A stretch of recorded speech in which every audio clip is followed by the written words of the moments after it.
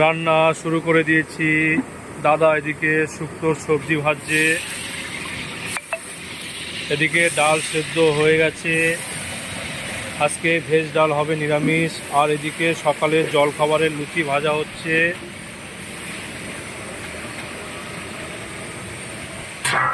সকালে লুচি আর ছোলার ডাল রান্না হয়ে গেছে।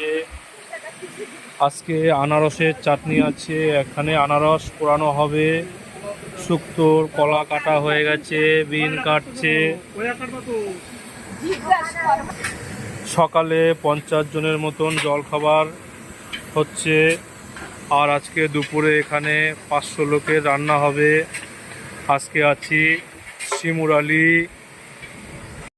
কালীপুর এক দাদার বাড়ি শ্রাদ্ধ অনুষ্ঠানে রান্না করতে এসেছি। দুপুরের অনুষ্ঠান রান্না শুরু করে দিয়েছি। সকাল 12টার ভিতরে রান্না কমপ্লিট করে দিতে হবে।